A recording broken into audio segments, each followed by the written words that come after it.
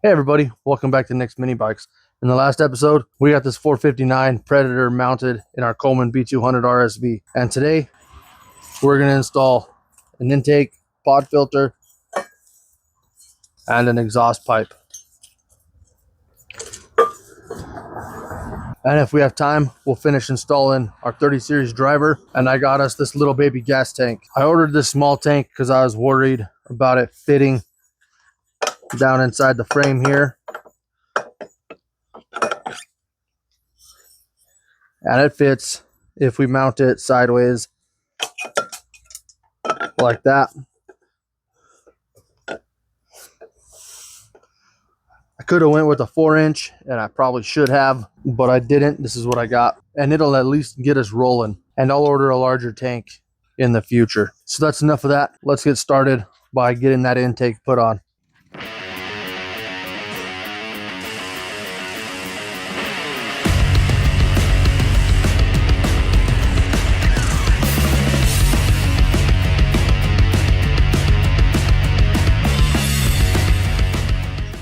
So in our intake kit, we got our adapter, we got some new studs and nuts. If we don't need those, we won't use them.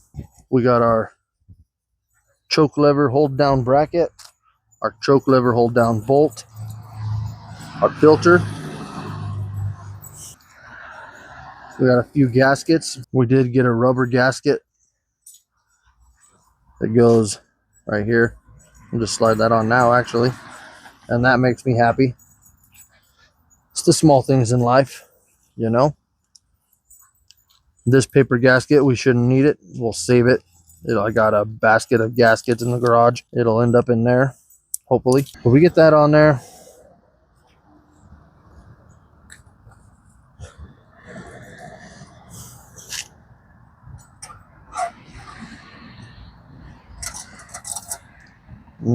And it don't look like those nuts are gonna go all the way down. We'll try.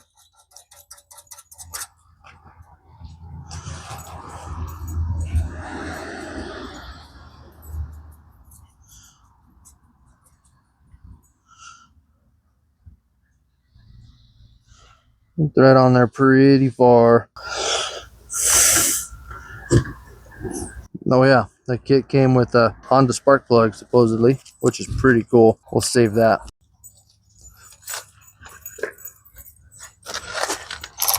So we'll just snug that down, or not. Son of a dang. Why would they do that? So I don't have a socket that'll go in there and tighten those up, so I'm gonna open those up a little bit.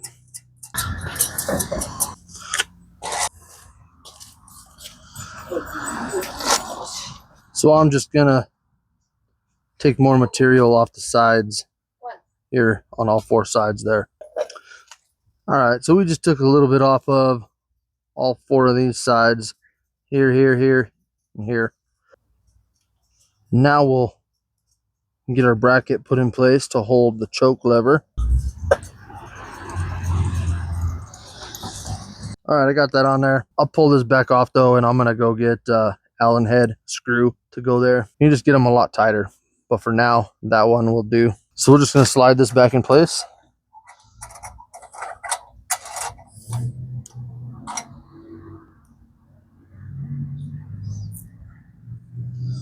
Get our nuts started again. Snug it all up.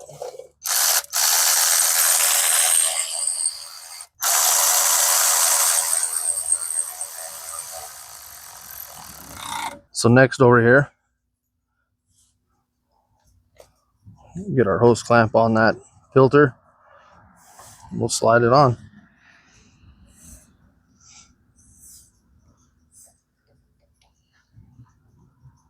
And tighten her down.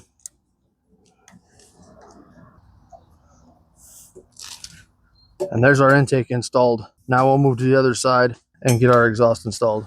So our stock exhaust gasket stayed on the head. If I can get away with using the studs instead of Allen head bolts, that's what I would rather do. I think I'm gonna be good to go. Just slide it on there, lock washer, and a nut.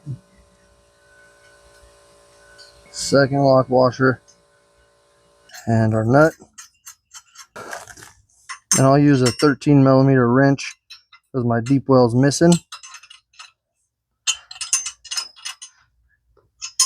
And just snug these down.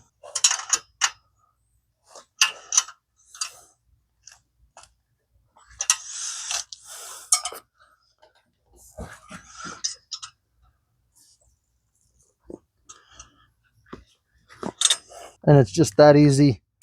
That exhaust is installed. Now if you look down here, this here is our brake line, and it's smashed between the exhaust and the frame there, so that ain't gonna work. So we're gonna have to take this apart, and we'll probably route the brake cable behind the frame right here and then back out front to its normal routing spot. But that's an easy fix. It's not a big deal. So before I just completely forget, and I have done it once, let's get oil in this thing. This is our fill hole right here, so we'll get that out of there. The owner's manual says this takes just over a quart, so we're just gonna do one.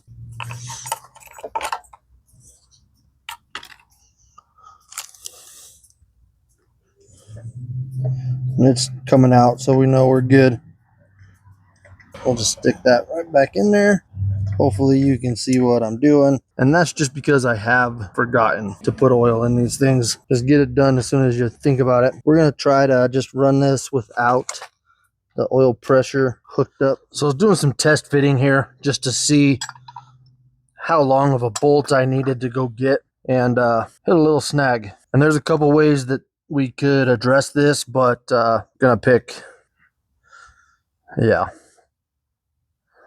I'll show you how I decided we're gonna do it, and it's probably not the best way, but slide this piece on. You can see that shaft pretty much comes out flush with that. We go ahead and finish putting our driver together. Here's where the problem is. This retaining washer doesn't go in. I didn't think of that. I suppose I could just put it that way.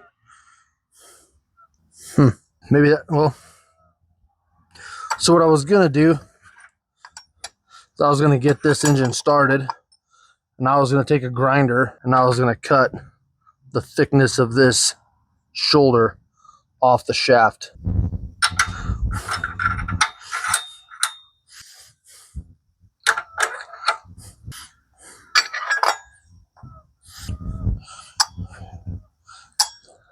I think I'd be okay with that. It's not how it's supposed to go. Obviously, it's supposed to go like this. But really, at the end of the day, what's the difference? If it's this part of the washer or the shaft taking up that space, what does it really matter? I think I'm going to go like that. So before I knew about this issue, I did buy bolts thinking that one of these would work. I bought 1.5 inch, 3/8 24 thread, by the way. I bought 2.5 and I bought 2. Then I learned about this issue without thinking about mounting it that way, which is what I'm going to do. So this one here, which is 1.5 inches, it threads in all the way. So we are going to go with 1.5 inches. So let's just slide these back together. Now when you get this hole fits a 5/16 24. So I did drill this out so the 3/8 would fit in it. And we're going to mount it backwards.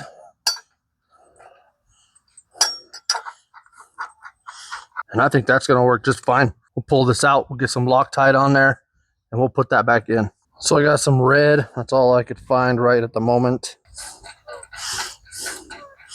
We'll just send it home with a little baby impact.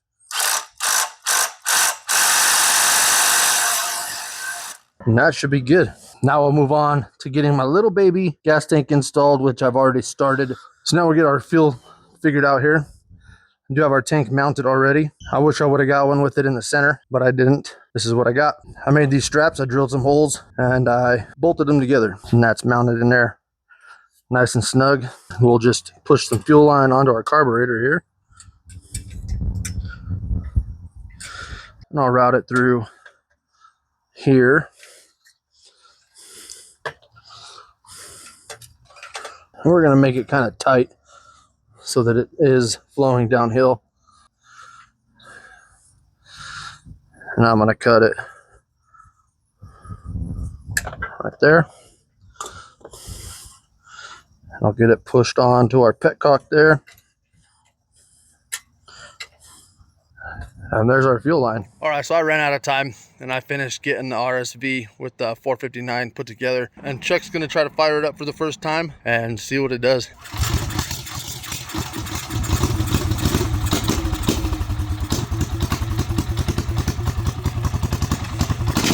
That's the first pull?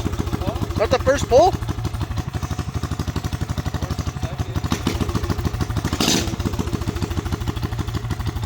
Try your kill switch. Try your kill switch. Nothing?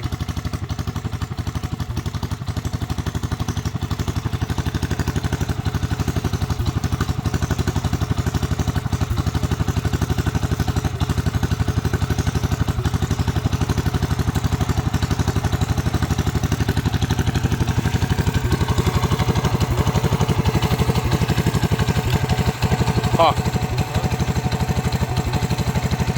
Okay, just ride it. Try to ride it.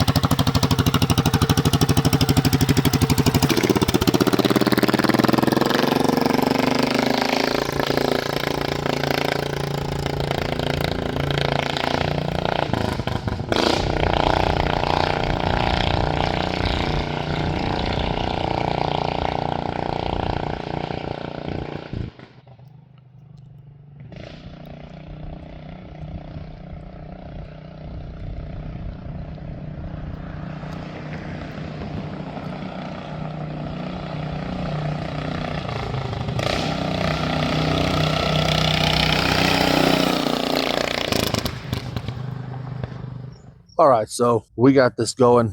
Chuck wrote it. You just watched it, but something's not right. I don't know what it is. We'll have to get it on our little stand and run it and try to figure that out. But it is running. It is riding. It just doesn't seem to have any power, and it's not revving up as high as I would expect it to. And what could that be? Could the driven on the torque converter need maintenance? Do we need to jet the carburetor? Do we need to check the valve lash, even though it's a brand new engine?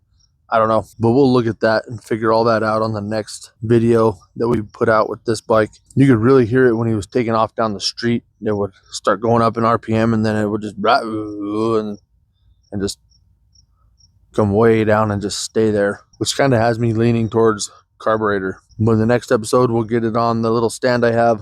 We'll run it. We'll make sure we're getting full throttle. We'll make sure we're not hitting that throttle stop screw, which we should probably just take out.